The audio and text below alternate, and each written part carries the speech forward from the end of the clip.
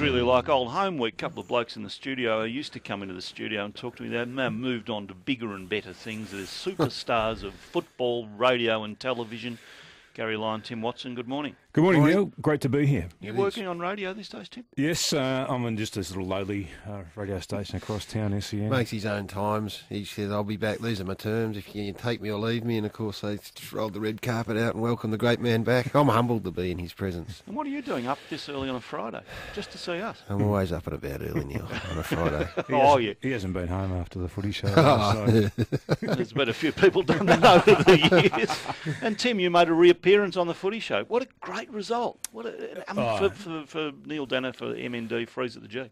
Neil, it was just an unbelievable result, and they raised over $500,000. Yeah, I got some figures before I came on. So 578,000 last night, which is extraordinary. A reflection on Neil. I mean, we're really happy and humbled to be a part of it. As we've said all along, this is not about a station or a particular network, but to play our role last night and to have our audience respond to Neil, who was there with Tim, it was humbling. And I'd sat there and of course I'd heard Neil speak, but not as blunt as that. And I think it has touched so many people, and it was absolutely extraordinary effort. Well, you both know very well, it's confronting. It has to be, and he's confronting because of the way he talks about it. He's always been blunt. He's always been very direct, but I think even more so now he's blunt and he's direct about everything. I guess when you know that you've got a limited time to do a certain number of things that you still want to get completed in your life, then you probably adopt that sort of an attitude. But I've got to say, and I don't say this lightly, I am completely and utterly in awe of him as a human being. Forget about all the other accomplishments he's had, and we know what he's going through, but the way that he's now going about doing what he is a completely selfless act. And I just find him, and I know Gary does too, truly inspirational to be around too. When I interviewed him, I said, you don't have to do this so publicly. He said, yes, I do. You got to do it. And you're right.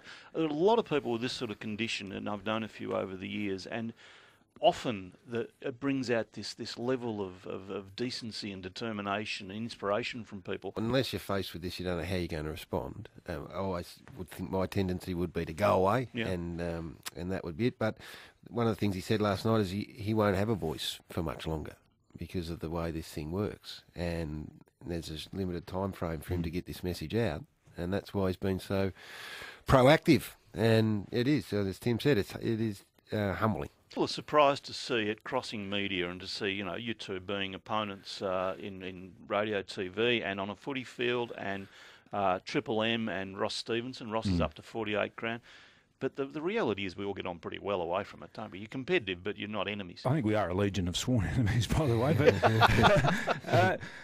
But Lewis Martin he's my boss at Channel 7, and he's worked tirelessly on being able to pull all this together. And it needed somebody to be able to pull it together. And once people understood what it was about and who it was about, nobody has not wanted to be a participant in this. And it also, I think it's back to, like Gary and I haven't had a lot to do with Neil, even though we're old teammates, but you're sort of like, the footy family is sort of like your mates for life. Yeah.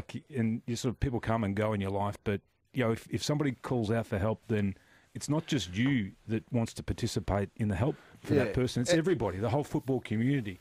And the rivalry is real, and as you know better than anyone, Neil, from a media point of view, but the footy media and the footy world generally rally to a cause, and he is so well respected, Neil Danaher, and the Danaher name across the board, that when we sat down together, I mean, Channel 7 have been driving this so impressively because it ends and culminates on Monday, which is a Channel 7 game, of course, and there was always going to be the issue of if we get everyone involved, how's it going to work? But Lewis worked through it. They worked through it with our bosses, with I would imagine across the board, and I mean you park all that stuff. And my temperature gun's making an appearance. This is a laser gun that reads. I dumped ice on Tony Shaw a few months ago, and he got down to 9.5 when we put this on him. Now I'm going to do a test now, and we'll do it on the day. So we'll test how cold you are. What is it? It's a laser gun. It's a very FM sort of a setup, that. I thought you'd be playing with Well, that. Tim is 26.5. I'm You're hot, Gary. You're Gotta be hot. colder than that. I'm much hotter because I'm in Oh, the... hello. Oh, What am I? 25.2.